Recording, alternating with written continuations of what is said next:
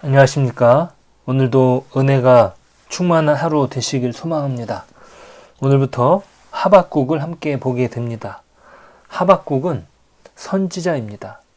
이 선지자는 하나님의 말씀을 선포하는 사람이죠. 선지자를 가리키는 히브리어 나비는 대언자라는 뜻입니다. 하나님 앞에서 백성을 향해 말하는 하나님의 입입니다. 하나님께서 백성을 향하여 어떤 뜻을 가지고 있는지 선지자는 하나님의 입이 되어서 하나님의 말씀을 전합니다. 그런데 하박국은 그러지 않습니다. 오늘 본문의 2절은 이렇게 기록합니다. 여호와여, 내가 부르짖어도 주께서 듣지 아니하시니 어느 때까지니이까? 내가 강포로 말미암아 외쳐도 주께서 구원하지 아니하시나이다. 보통 선지자가 하나님의 말씀을 백성들을 향하여 말한다면 오늘 하박국은 정반대입니다. 사람들을 향하여 말하는 것이 아니라 하나님을 향하여 말합니다. 그런데 이 사람이 선지자인가 싶을 정도로 불경스럽습니다. 그저 단순히 질문하는 것이 아니라 불만이 가득 찬 목소리로 하나님을 향하여 대들고 있습니다. 이런 하박국에 대하여 항의하는 예언자라고 부릅니다. 도대체 무슨 일이 일어났길래 하박국은 자신의 감정을 감추지 못하는 것일까요? 그것은 그가 살고 있는 시대상을 반영합니다. 2절과 3절에서 두드러지는 단어가 강포라는 단어입니다. 이것은 하박국의 시대상을 드러냅니다.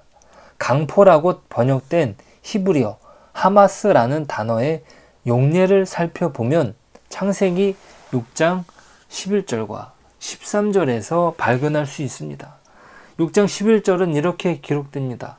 그때 온 땅이 하나님 앞에 부패하여 포악함이 땅에 가득한지라. 13절은요. 하나님이 노아에게 이르시되 모든 혈육 있는 자의 포악함이 땅에 가득함으로.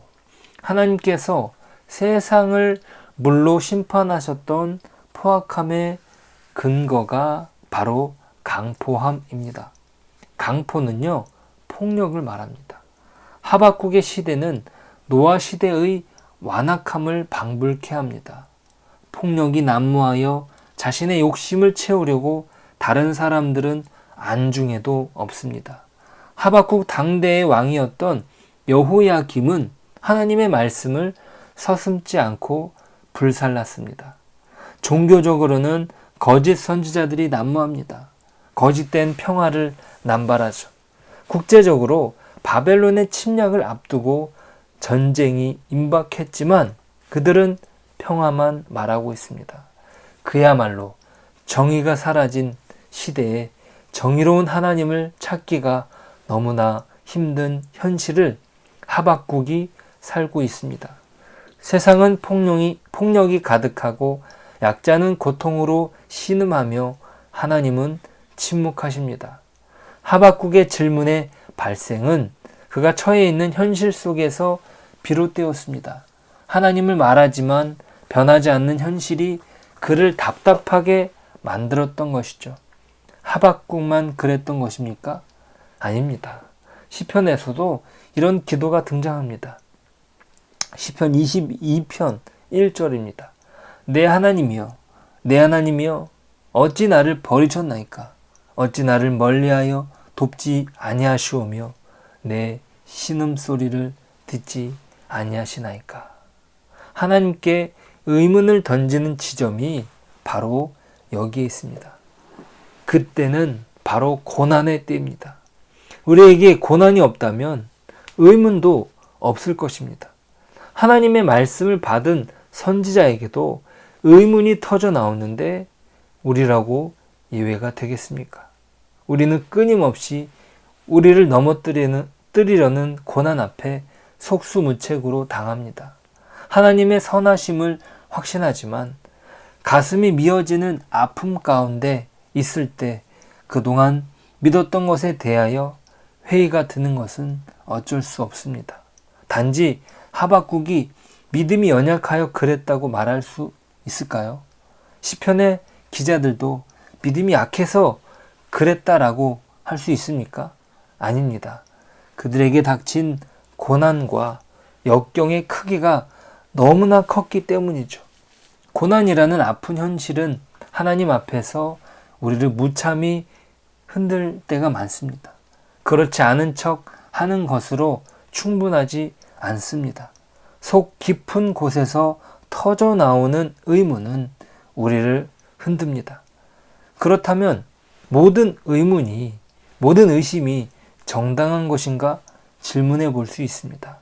사람들이 던지는 의심 중 바람직한 의심이 있다는 말입니다. 무턱대고 의심부터 하는 것은 바람직하지 않습니다. 여기에서 바람직한 의심은 그 출발이 다릅니다. 그 출발점은 바로 믿음입니다. 의심보다 믿음이 우선입니다. 의심에서 출발하면 믿음에 이르지 못하죠. 하지만 믿음에서 출발한 의심은 다시 믿음에 도착합니다. 로마서 1장 17절 복음에는 하나님의 의가 나타나서 믿음으로 믿음에 이르게 하나니 기록된 바 오직 의인은 믿음으로 말미암아 살리라 함과 같으니라. 에서 믿음에서 믿음으로 이르는 과정에 의심을 경유한다는 말입니다. 신자에게 있어서 이 의심의 뿌리는 바로 믿음입니다. 믿음에서 시작된 의심은 다시 믿음으로 도달할 수 있습니다. 왜 그렇죠? 믿음에는 의문이 포함되기 때문입니다. 문제는 모든 것을 의심하려는 데 있습니다. 그런 경우에는 그 종착점은 믿음일 수 없습니다. 예수님을 찾아왔던 율법 교사는 영생의 길을 물었지만 결코 그 길을 위해서 어떠한 대가도 지불하기를 거절합니다. 오히려 자신의 물음에 답을 알고 있었죠. 예수님을 시험하기 위해 왔던 것입니다. 그 율법 교사는 예수님께 물었습니다. 선생님, 내가 무엇을 하여야 영생을 얻겠습니까? 그러자 예수님은 강도 만난 자를 도와준 사마리아 사람의 이야기를 들려줍니다. 율법 교사는 자신만만한 질문을 던진 것에 대하여 예수님께서는 중요한 핵심을 짚어내시죠. 의심에서 멈추지 말고 행하라는 것입니다. 이르되 자비를 베푼 자니이다. 예수께서 이르시되 가서 너도 이와 같이 하라 하시니라. 예수님은 그 율법 교사에게 그 사마리아의 비유를 들어주시면서 누가 선한 자냐? 누가 그 강도 만난 자의 이웃이냐? 라고 물었죠. 그리고 예수님은 그 율법 교사에게 너도 그렇게 가서 그렇게 하라고 말합니다. 여기서 중요한 것은 무엇입니까? 바로 따르지 않고 따지기만 하는 율법 교사처럼 의문부터 던지는 그것은 바로 신앙적인 의심이 아닙니다. 믿는 것에는 의심이 포함되는 것이 사실입니다. 하지만 의심하는 자가 곧 믿는 자는 아닐 수 있습니다. 진정한 믿음으로 나아가는 의심에는 바로 순종의 각오가 있어야 됩니다. 하나님의 뜻을 묻고 나아가는 사람에게 반드시 필요한 자세는 순종입니다. 하나님께서 어떤 말씀을 하시든지 순종하겠다는 각오가 필요하죠. 어떠한 뜻이든지 따르겠다는 결의한 의지가 있어야 합니다. 진정 의심의 전제는 하나님의 뜻에 대하여 순종하겠다는 각오입니다. 그 뜻을 깨닫기만 한다면 믿음으로 순종하겠다라는 믿음의 마음의 의지가 필요합니다. 예수님께서도 이렇게 기도하신 바가 있습니다. 마태복음 26장 39절이죠.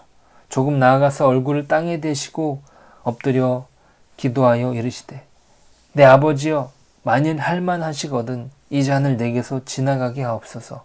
그러나 나의 원대로 마시옵고 아버지의 원대로 하옵소서 하시고 자신의 뜻이 아니라 하나님의 뜻을 따르는 과정에 우리는 의심을 던질 수 있습니다. 하박국이 그렇게 토라하는 말로 시작했던 이유가 그렇습니다. 하지만 그것은 하나님의 뜻을 확인하고 그 뜻에 자신을 맞추기 위한 과정이었던 것입니다. 우리가 당하는 고난은 어떤 것이 있습니까? 그 과정이 너무나 힘들어 하나님께 토로하는 말만 나올 때가 있지 않습니까?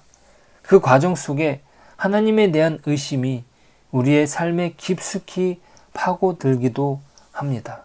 하지만 하나님께서 우리를 향하신 뜻은 분명히 선하시다는 믿음으로 나아가는 것이 필요합니다. 그 믿음이 우리를 지켜줄 것입니다. 그리고 그분의 뜻에 우리는 순종할 수 있을 것입니다. 하박국이 비록 무화과 나무가 무성하지 못하며 포도나무에 열매가 없을지라도 구원의 하나님으로 말미암아 기뻐하리로다 는 고백이 값진 것은 언제까지입니까? 라는 물음에서 출발했기 때문입니다. 그러한 의문 없이 주장하는 것은 그저 번지르르한 그럴듯한 말에 지나지 않습니다. 자, 우리의 삶 속에서도 풀리지 않는 인생의 문제를 만날 때 의문을 하나님께 던질 수 있습니다. 어찌하여 이렇게 말이죠. 하지만 그러한 때에 우리는 의문만 던지고 하나님의 뜻에 순종을 피하는 것이 아니라 의문을 통과하여 하나님의 뜻을 만나고 그 뜻에 순종할 수 있는 살아있는 믿음으로 나아가는 저와 여러분 되시길 축복합니다. 기도하겠습니다. 하나님, 오늘 하박국은 선지자임에도 하나님께 묻습니다.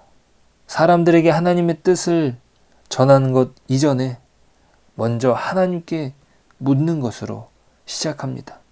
그런데 그것은 하나님에게 대드는 것처럼, 하나님에게 불만을 가진 것처럼 그 의문을 던집니다. 하지만 그는 온전히 하나님을 믿었던 하나님의 사람이었습니다. 하나님께서 그 상황 속에 어떠한 대답을 하시든지 그는 순종할 각오가 있었습니다. 그러기에 그는 그 의문의 질문을 던졌던 것입니다.